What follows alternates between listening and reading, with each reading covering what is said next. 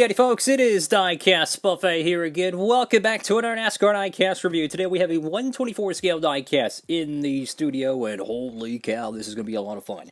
This is a 2023 Grant Enfinger Champion Power Equipment Chevrolet Silverado. This is a pretty low production. This is just the standard finish, no googly moogly on it. It's just 540. That is pretty low. I mean, think about that. 540 of these things in existence. That's not a lot. Anyways, we're going to go ahead and do a diecast review on this, so I'm going to go ahead and pop open the box. I do like the box artwork. It's not as plain as some of them I've seen. I still wish they would just go back and make the normal, as I'm struggling opening the box here. I wish they'd go back and make like the 2009 style boxes where you actually take the paint scheme and put it on the box. I think that'd be dope. And I honestly think people would pay extra for it.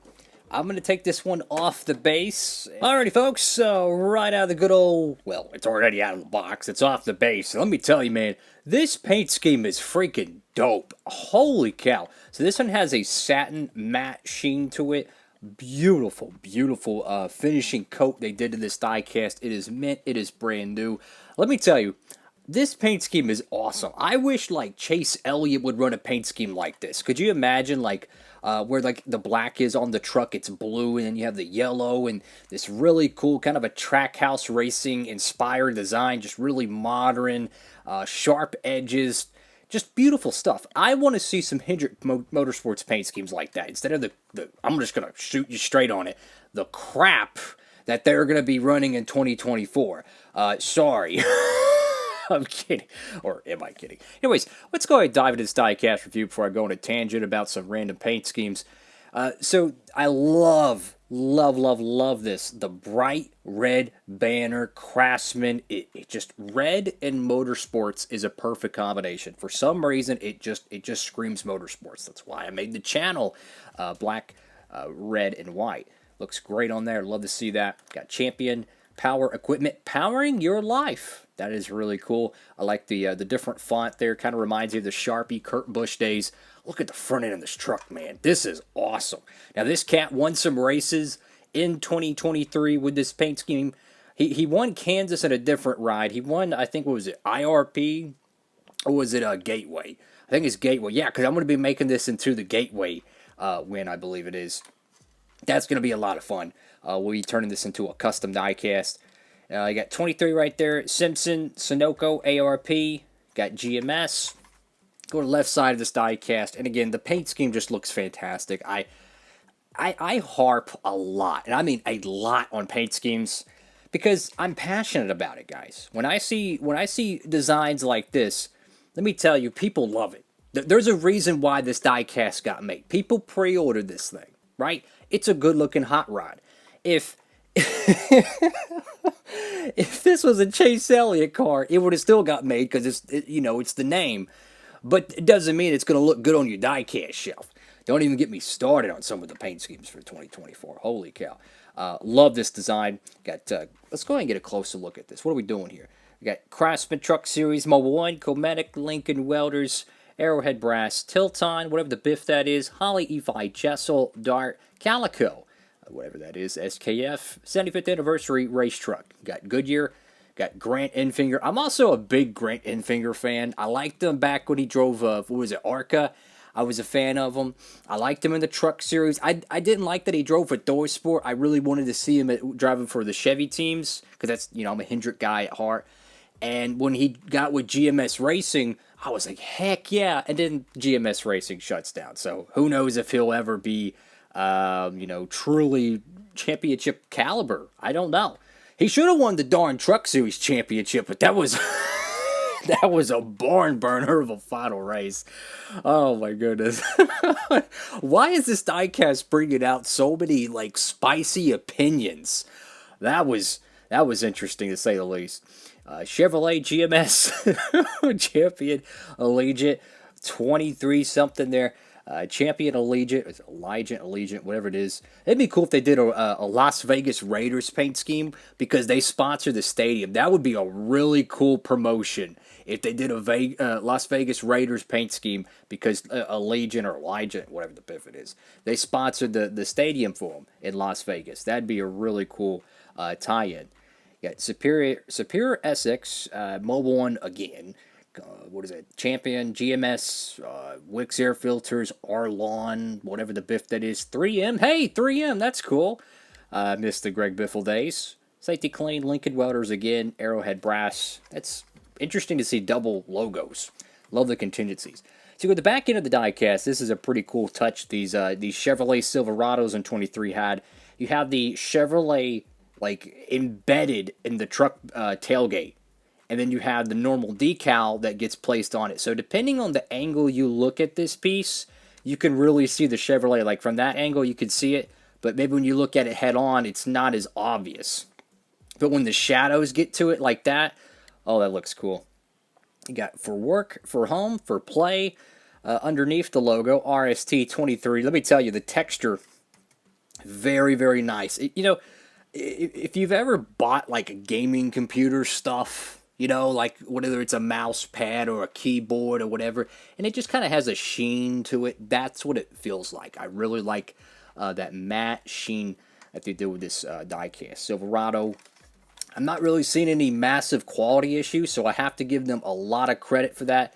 I do see a little spot right here. That might be from my hand. You know how like hand has like sometimes oil on it or whatnot, like the natural skin oil. I wash my hands before these diecast reviews, by the way. Love Dawn soap.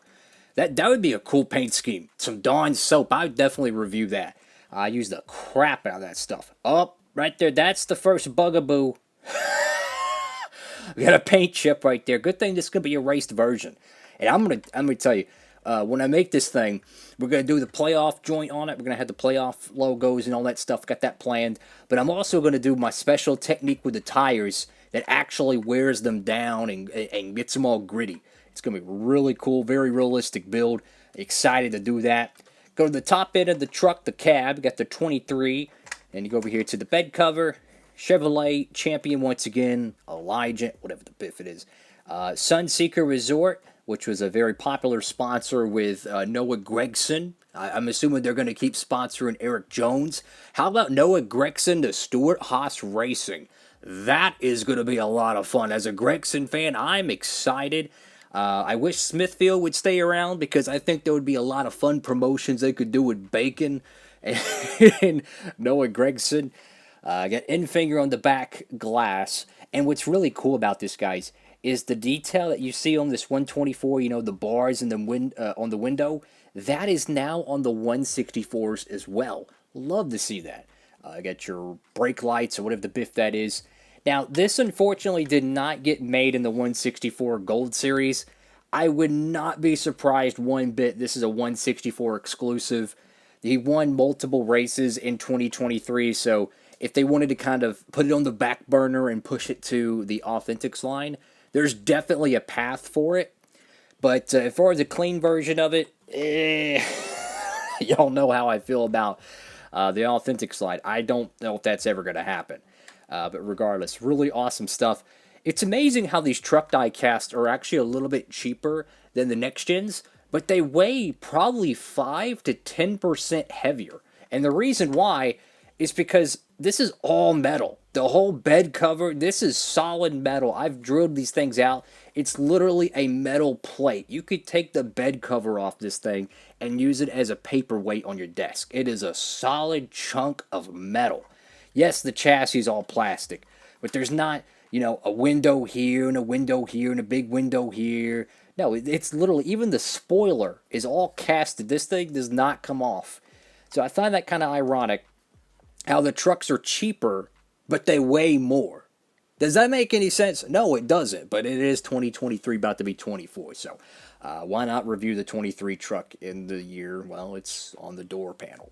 Anyways, that's all for today's diecast review. Make sure to comment down below. How do you feel about this truck? I love it.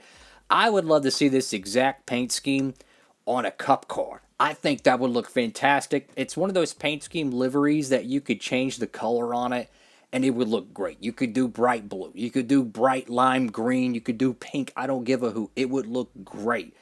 Fantastic looking paint scheme here. Yes, the hood does not open. There's no roof flap detail. The bed cover does detach, but it has, I think it has a glued rivet on each side, so you got to really take this thing apart. But yes, the bed cover does come off, which I don't understand why.